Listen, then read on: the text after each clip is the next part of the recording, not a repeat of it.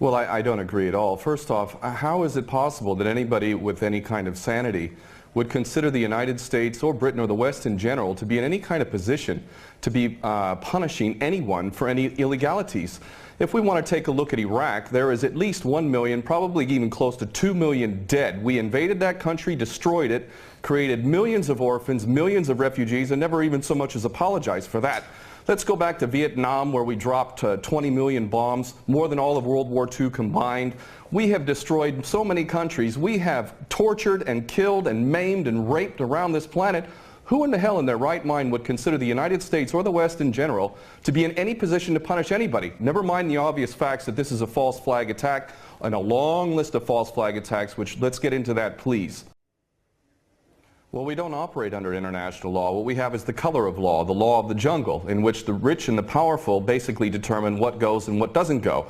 Iraq is a perfect example of that. Why isn't Tony Blair and George Bush rotting away in a prison cell for the rest of their lives? Because the law is not being applied. These are war criminals and they should be in prison for the rest of their lives, if not executed, if their own rules were adhered to for their own crimes.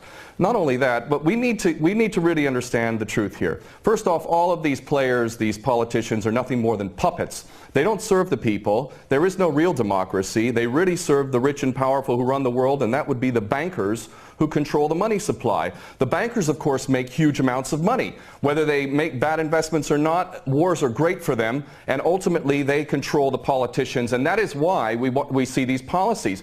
Obama and Cameron are nothing more than puppets who read the script, and the script is we need another war. And the reason why we need another war, according to these psychopaths who are running the world, is because more and more people, despite the clueless masses who continue to be entranced by things so ridiculous as X Factor and American Idol, there is larger numbers of people around the world who are realizing the truth and beginning to recapture the capacity to think for themselves. And they can see that these people who are being put in positions of public trust are defying that trust and representing an agenda which they could never speak about openly, because they're nothing more than prostitutes and nothing more than minions for the powers that be.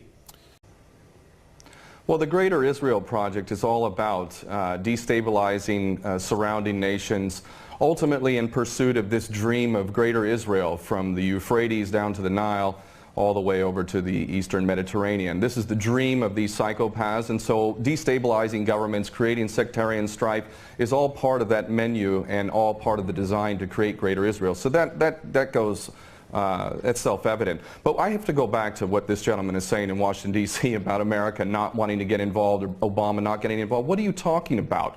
We have been arming people directly who are Al-Qaeda. Al-Nusra Front is Al-Qaeda. These people are psychopaths to the worst order. They are conducting suicide attacks. They are gassing people. We know Carla Del Ponte said in May that it was the so-called rebels in Syria that were using sarin gas, not the Bashar al-Assad regime. No, it was not. We know that the United States President is arming people who are on the U.S. terrorist list. He should be convicted of aiding and abetting, giving material support to a terrorist organization. But then again, you know what? We, the West, the United States in particular, Israel and Britain, are the biggest terrorists on the planet. So our little junior partners in Al-Qaeda, which is nothing more than a CIA database, thus the name Al-Qaeda, this is nothing more than a group of terrorists working together, each playing one different role, but all of them working together for the same goal, which is to maintain this hideous and sick and twisted, unjust world that we have, which is a perpetual state of war. Always one illusion, one boogeyman after another. But the fact is, Obama is nothing more than a puppet war criminal, just like his predecessor and every other U.S. president before him. So please don't tell people out there that the U.S. is not involved. It's directly involved, and it is arming people who are absolute psychopaths. Because the United States has never been interested in anything. Ken O'Keefe, go ahead. Has never been interested in anything other than war. The United States is in a perpetual state of war because the bankers control the politicians, and they read the script as given to them by the banksters, and they make huge amounts of money off of this. What this gentleman is saying about the United States not wanting war, not wanting to get involved, is like Iraq 2.0. It's a repeat of the same rubbish that was said, oh, we don't want war, war is a last resort. That's absolutely untrue. It's a lie. Those that are in government are nothing more than prostitutes who are carrying out the orders of those who are in charge of them, and those that are in charge want another war. And part of that that is what we discussed earlier, the Greater Israel Project, to destabilize any Arab regime which might have any kind of autonomy and self-determination. Any regime in the Arab world that is not an absolute puppet cannot be tolerated. And who are the nations that we target? Those that are not puppets. We don't target those like the Saudi regime, which is the biggest human rights violator in that region. It's cutting off people's heads in public, cutting off hands. It is the most grotesque regime on the planet, and yet we give that regime weapons and it's no problem whatsoever.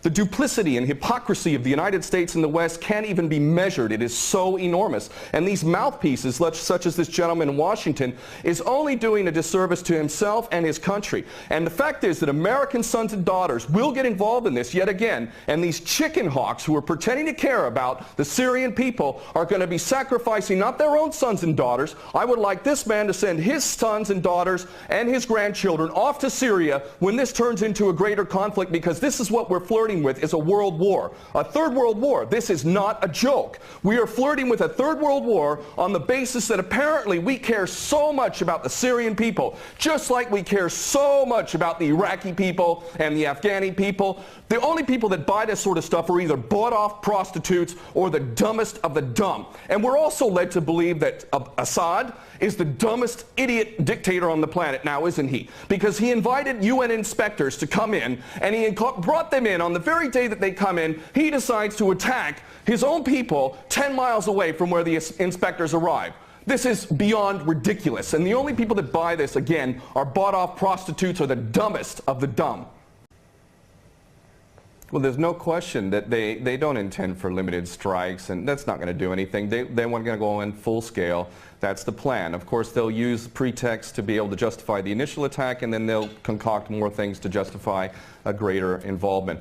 The Daily Mail reported here in the UK, and it's commonly understood to those who are paying attention, that defense contractors, leaked emails from defense contractors proved that there was already an approved plan from Obama down to give these psychopath terrorists, Al-Nusra Front, chemical weapons. We know that Al-Nusra Front, 12 individuals in Turkey were caught with 2 kilos of sarin gas. Where did they get that from?